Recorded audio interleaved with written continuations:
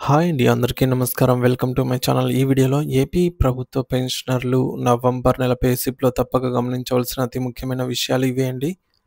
మరి అవేంటనే పూర్తి వివరాలు వీడియోలో తెలుసుకుందాము. వీడియో అయితే ఎక్కడ గాని స్కిప్ చేయకుండా ఎండ్ వరకు చూసేయండి. అప్పుడు ఇన్ఫర్మేషన్ పూర్తిగా అర్థమవుతుంది. అలాగే వీడియో చూస్తున్న ప్రతి ఒక్కరు వీడియోకైతే లైక్ చేయండి ఫ్రెండ్స్. ఈ వీడియోని తోటి పెన్షనర్ మిత్రులతో అయితే షేర్ చేయండి. కొత్తగా మన ఛానల్‌ని చూస్తున్నవారు ఇంకా ఎవరైనా సబ్స్క్రైబ్ చేసుకున్నట్లయితే వెంటనే మన ఛానల్‌ని సబ్స్క్రైబ్ చేసుకోండి. సో, దీని ద్వారా నేను చేసే లేటెస్ట్ వీడియోస్ అన్నీ మీ వరకు రీచ్ అవుతాయి. ఇక ఆలస్యం చేయకుండా వివరాల్లోకైతే వెళ్ళిపోదాము. ఫ్రెండ్స్, ఇక విషయానికొచ్చినట్లయితే ఆంధ్రప్రదేశ్ రాష్ట్ర ప్రభుత్వ పెన్షనర్లందరికీ ఒక ముఖ్యమైన అలర్ట్. నవంబర్ నెల సంబంధించినటువంటి pay slip pension payment slip ఇప్పుడు సీఎఫ్ఎంఎస్ పోర్టల్‌లో జనరేట్ అయ్యాయి. ఈ రోజు నుంచి అవైలబుల్‌లో ఉన్నాయి.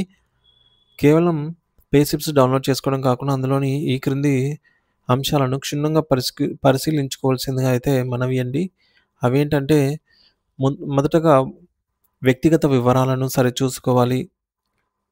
సో, ముందుగా మీ యొక్క పే స్లిప్ డౌన్‌లోడ్ చేసుకోగానే అందులో మీ పేరు, మీ జీవిత భాగస్వామి పేరు మరియు మీ పుట్టిన తేదీ ఇవన్నీ సరిగ్గా ఉన్నాయో లేదో చెక్ చేసుకోండి. భవిష్యత్తులో ఫ్యామిలీ పెన్షన్ సమస్యలు రాకుండా ఉండాలంటే ఈ వివరాలు తప్పనిసరిగా ఖచ్చితంగా ఉండటం అవసరము. రెండోది additional quantum of pension payment status అన్నమాట. అంటే వయసు రీత్యా పెరిగే additional quantum of pension AQP సరిగ్గా యాడ్ అయ్యిందో లేదో గమనించండి. ముఖ్యంగా ఇటీవలే 70, 75 లేదా 80 ఏళ్ళు పూర్తి చేసుకున్న వారు తప్పనిసరిగా చూడాలి. ప్రభుత్వ నిబంధనల ప్రకారంగా వయసు వారీగా ఏక్యూపీ అనేది ఇలా ఉండాలండి. చూసుకున్నట్లయితే 70 ఏళ్ళు నిండిన వారికి బేసిక్ పెన్షన్ పైన 7% అదనంగా ఈ అడిషనల్ క్వాంటమ్ ఆఫ్ పెన్షన్ అనేది ఉండాలి. 75 సంవత్సరాలు నిండిన వారికి 12%, 80 సంవత్సరాలు నిండితే 20%, 85 సంవత్సరాలు నిండితే బేసిక్ మీద 25% అదనంగా రావాలి.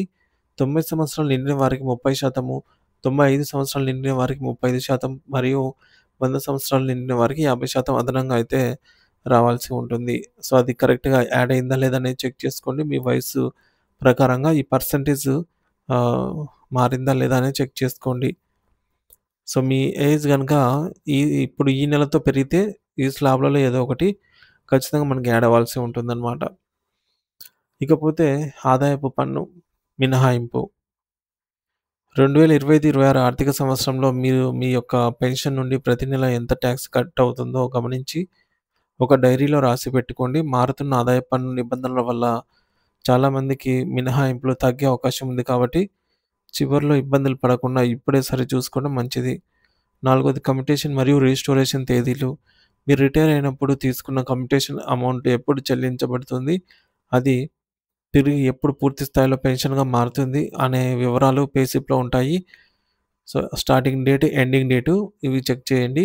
ఈ తేదీలను బట్టి మీ భవిష్యత్ ఆర్థిక ప్రణాళికలను అయితే మీరు వేసుకోవచ్చు. ఐదోది ఈహెచ్ఎస్ చందా.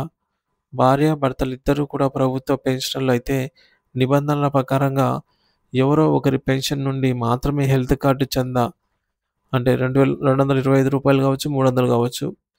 సో, ఒకరికి మాత్రమే కట్ అవ్వాలి.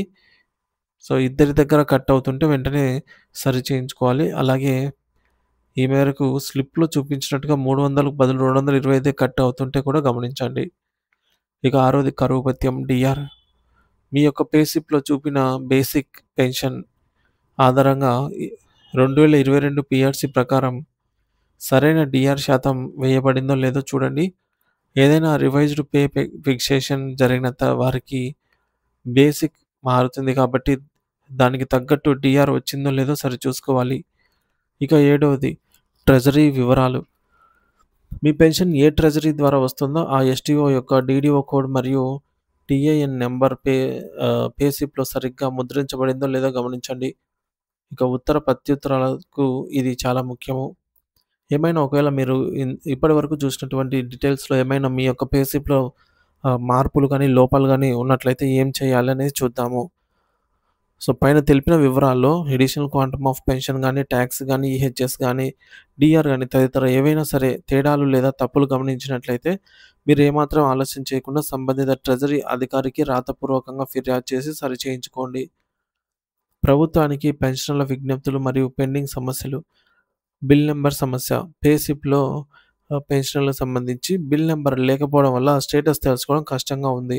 సో, వెంటనే బిల్ నంబర్‌లను ఉద్యోగులతో పాటు పెన్షనర్‌లకి కూడా వారి యొక్క పే స్లిప్‌లో పొందుపరచాలని అయితే డిమాండ్ చేస్తున్నారు. తర్వాత ఫార్మ్ 16 సౌకర్యం. తెలంగాణ రాష్ట్రంలో పెన్షనర్లకు ఆన్‌లైన్‌లోనే ఫార్మ్ 16 డౌన్‌లోడ్ చేసుకునే సౌకర్యం ఉంది. అదే తరహాలో ఏపీ పెన్షనర్లకు కూడా సీఎఫ్ఎంఎస్ లేదా ప్రత్యేక పోర్టల్ ద్వారా ఫార్మ్ 16ను అందించాలి. మరి దీనివల్ల ఈ ఫైలింగ్ సులభమవుతుంది. ఇకపోతే మొబైల్ నంబర్ పోర్టబిలిటీ ఎంఎన్‌పి సమస్య. ఎవరైతే తమ మొబైల్ నంబర్ మార్చకుండా నెట్‌వర్క్ ఎయిర్‌టెల్ గానీ, జియోకి గానీ మారారో సో, వారికి పే స్లిప్ డౌన్‌లోడ్ కావడం లేదు. ఓటీపీ సమస్యలు వస్తున్నాయి. మరి ఇటువంటి సాంకేతిక సమస్యల లోపాన్ని వెంటనే సరిచేసి అందరికీ పే స్లిప్స్ అందేలాగైతే చూడాలి. ఇక పాత పెన్షన్ విధానం పునరుద్ధరణ. సీఎఫ్ఎంఎస్‌లో గతంలో ఉన్నట్టుగా బెనిఫిషరీ అకౌంట్ స్టేట్మెంట్ బీఏఎస్‌ను తిరిగి అందుబాటులోకి తేవాలి. ప్రతి పెన్షనర్ కూడా ఈ విషయాలు గమనించి తమ రికార్డులను భద్రపరచుకోవాల్సిందిగా ఆశిస్తున్నాము. సో ఫ్రెండ్స్, ఇది ఇప్పటివరకు ఉన్న తాజా సమాచారము. బిల్లులలో కదలికను బట్టి ఎప్పటికప్పుడు తాజా సమాచారం మన ఛానల్ ద్వారా అందిస్తూనే ఉంటాను. సో ఇంకా ఎవరైనా మన ఛానల్ సబ్స్క్రైబ్ చేసుకోకపోతే వెంటనే సబ్స్క్రైబ్ చేసుకొని అప్డేట్స్ అయితే ఫాలో అవుతుండండి. Thank you for watching this video. Pay slip అయితే అందుబాటులో ఉంది. పెన్షనర్స్ డౌన్లోడ్ చేసుకోండి.